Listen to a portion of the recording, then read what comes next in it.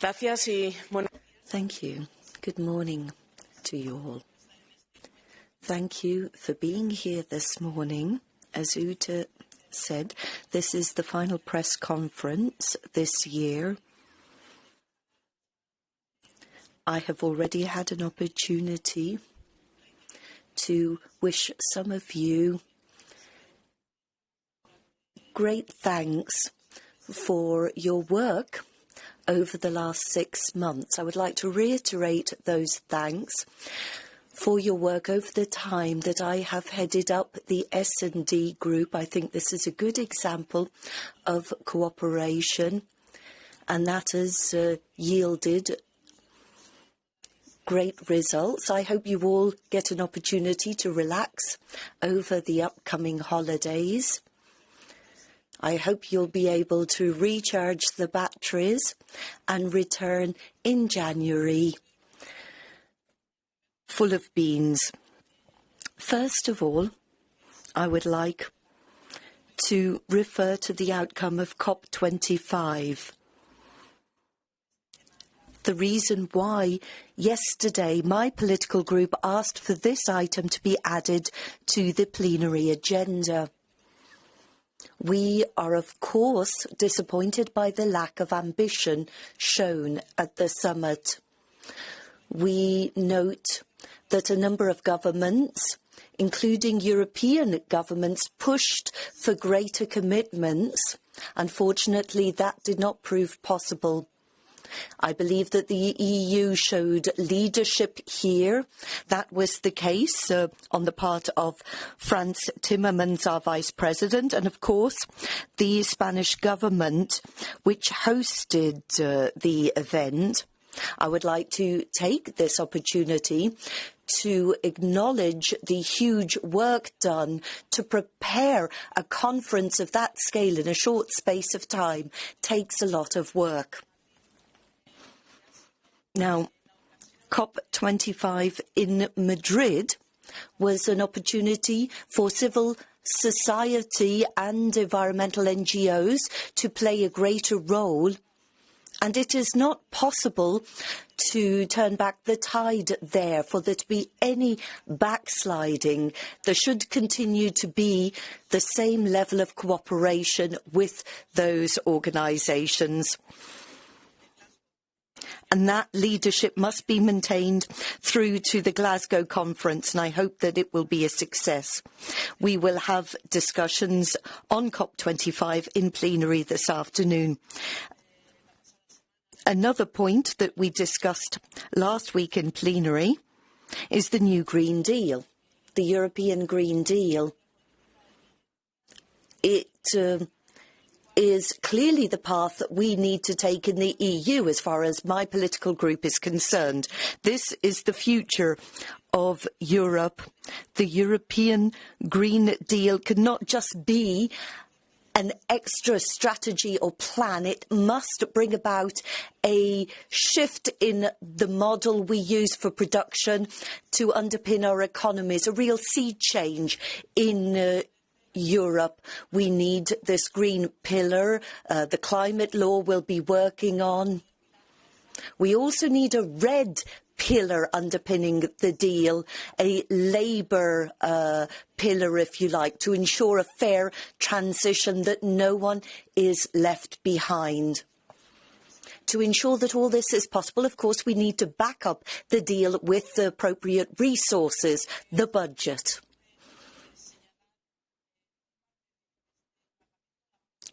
This Parliament and my group is concerned when it comes to the financial framework, the multi-annual financial framework. The Council has not reached an agreement. The clock is ticking. We urgently need to demonstrate that agreement is required along the lines championed by my group. We've set the percentage of the GDP that we deem necessary. We need to maintain the policies that are essential to ensure development in our territories, and we can't skimp on agricultural policy or cohesion policy. To ensure that the Green Deal becomes reality, we also need to add in sufficient financial resources. To that end, we need to talk about own resources, fair taxation. We need to be able to collect the funds required to implement the Green Deal to ensure that we have an environmental and social and labour-based transition in the European Union. David Sassoli, the Parliament President, has been very clear on this point. You know that when it comes to the MFF, this Parliament is very much unanimous in its view. The S&D has stressed time and again that the Council should move as swiftly as possible, take a decision in this respect. Moving on to other conclusions adopted by the Council, the target of reducing greenhouse gas emissions by 55% by 2030. That was essential. We saw here that unanimity is not working and we need to move beyond that. We need to be more dynamic in Europe. We need to ensure that 55% reduction. And I think it really illustrates that unanimity can prevent fundamental decisions being taken, allowing the European Union to move forward. So we need to introduce changes. We have lost the microphone. Microphone for the speaker, please. We in the S&D want to show leadership on these matters. We want to strengthen the participation of citizens. The European Parliament should also be leading the way on the conference on the future of Europe, and we can see no man better suited to the job than the Parliament's President, David Sassoli. Now, I would like to reiterate my frustration when it comes to accession negotiations for Albania and North Macedonia. There was a logjam in Council, no progress there. We are frustrated. We will have a Council meeting in 3 months' time again, and that is an essential issue. We will continue to stress the need for progress there. On other matters on the table currently being discussed, for example, the situation in Malta, the debate is underway in plenary at the moment. I would reiterate the following. My political group has always and will always defend the rule of law and truth. We need to get to the bottom of matters. We need truth here. We have had a journalist assassinated. That is a great matter of concern for us. We will be as exacting as all others when it comes to ensuring that a light is shone and that we get to the truth of the matter. So let us be crystal clear on that. My political group voted in favour of the Parliament delegation being sent to investigate the matter firsthand. We need to also allow time for the police to do their job. The resolution that is currently being debated and will be voted on tomorrow recognises that progress has been made in the investigation that is currently ongoing, and now it is time to allow the police to gather the relevant information, to do their job and to ascertain the truth of the matter. The S&D have always defended rule of law and we will continue to champion rule of law. I would also like to mention a number of other cases, and my group will be calling for debates on the situation in Poland, for example. Great concern there. We've seen a deterioration in the judicial system in Poland. There is a draft law that was debated last Thursday. It really shakes the fundaments of the judiciary, the independence of judges. We're also very concerned about what is happening in Hungary. There too we are seeing an erosion of the rule of law. My political group would like a new mechanism to be put in place over the coming months. We will work to craft that new mechanism that would be triggered wherever there is a breach in fundamental principles and rule of law in the European Union to ensure objective, impartial action is taken. The Commission, as guarantor of the treaties, should come forward with proposed legislation, setting out the details of a mechanism that would be independent and that would ensure compliance with the rule of law principles. Only in this way could we secure reliable information and prevent these discussions being politicised. We need objective, impartial information, and we need an independent mechanism. And that is the proposal that our political group will work on. To conclude, I would like to briefly refer to Brexit and the outcome of the British elections. As we stated last Friday, we are sad. In our political group, we are saddened because the outcome of the elections makes it clear that Brexit will happen, but we would also like to acknowledge the work of all our colleagues here in the European Parliament from the UK, the members of the Labour Party, of course, but all other MEPs that have worked hard over the past years to build a stronger, more united Europe. Their contribution has been essential, and that is what we need to do now. Acknowledge their work and effort over the last few years. Now we'll have to negotiate the future relationship. I hope that we can maintain a privileged relationship and hope that we can continue to cooperate into the future. Thank you. Muchas gracias. Are there any questions from your side? Yes, in the back, please. Bonjour, pour Bruxelles.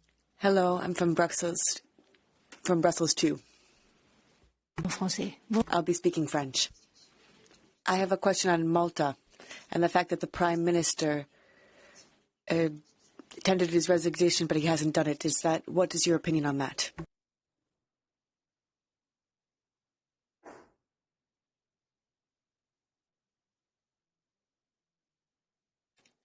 Are there other questions from your side? Maybe also, yes, please, go ahead. Buenos días, Gala. De Cronos de Italia. Perdona, eso. On Malta again. What will it take for the group to support a stepping down of the government? Because we know what the investigation is and the information that they have on the murder that took place. It seems fully sufficient to me to call for a resignation of the government. So what would it take? Other questions? Maybe we take the Malta. Is it also on Malta? Also on Malta? Et aussi sur la Malte? Also on Malta? On journalists. On journalists. So, okay, we take Malta first and then we come to your, okay? Well, turning to the questions that you have put to me on the issue of Malta, I believe that we have to make a differentiation in the case of Malta between two different things. One, when it comes to the assassination of Daphne Caruana, the journalist, where the Parliament and this political group needs to do its work to uphold the guarantees of an independent investigation that will be able to elucidate what took place.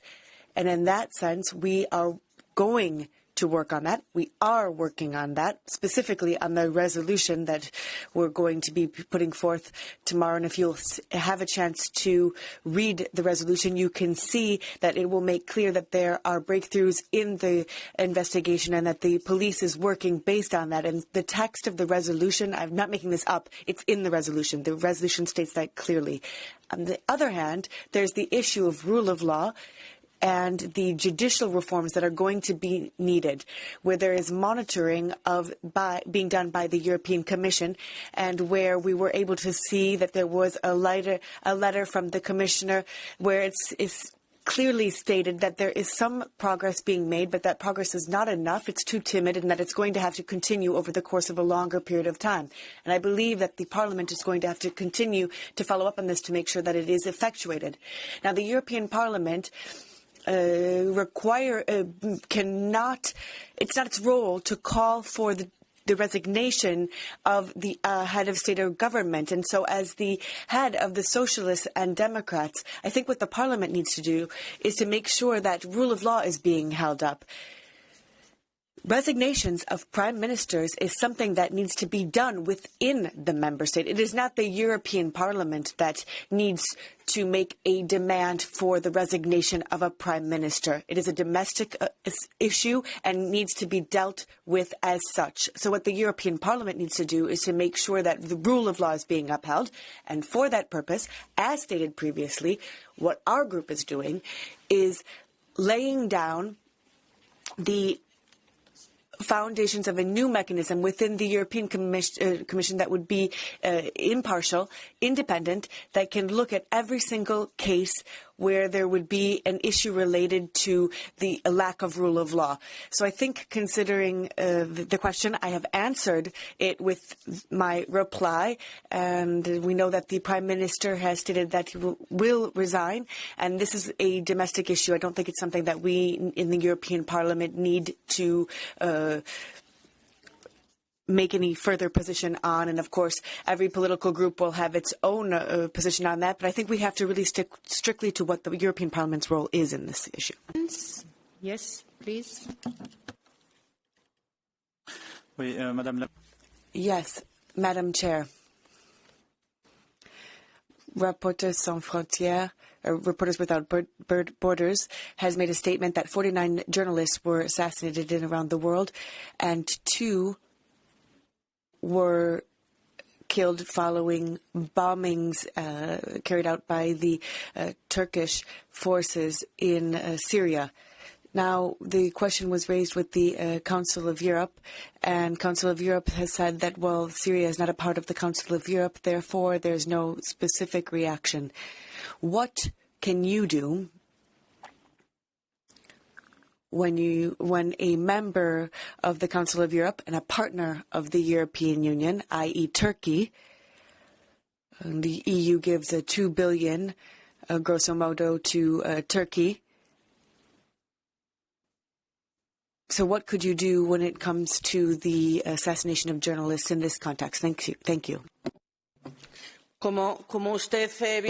Now, I think you have put forth very clearly, yes, this Reporters Without Borders report makes reference to the overarching number of reporters that were killed around the world, and I think every single journalist deserves the same amount of attention, and in fact this political group will do all possible to make sure that journalists can do their job as they must be able to, or anywhere in the world. Thank you. This side, please, and then one follow-up, and then I think we have to finish. Okay. Hello, my name is Florin Ștefan. I'm with the Romanian News Agency. I would like to ask you, please, if you could give us more details about the independent rule of law mechanism, because, they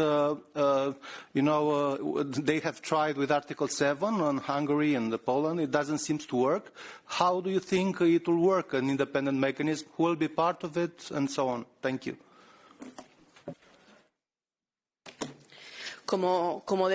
Now, as I said, this is a proposal, and we're going to have to flesh it out.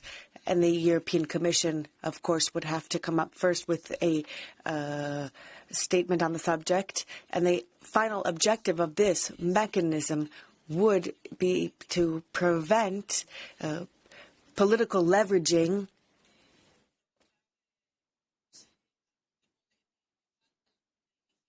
or some sort of lack of initiative in that way. So it must be an impartial, objective, and independent mechanism. So it shouldn't have any political component or characteristic. So political in the sense that of political families. So it must be clear so that it can objectively and impartially assess what might have taken place if there is a case of a lack of protection of rule of law. So we will continue to be looking at that, and over the course of upcoming months we will continue our work on that subject, and then we will have the opportunity to discuss that even more in depth in our groups, but also with civil society, with associations, with the member states, and that it will be very participative in the way that we put together this proposal. Let's do it outside. I would suggest wishing you all a good week and then a good break. Thanks a lot. Merci.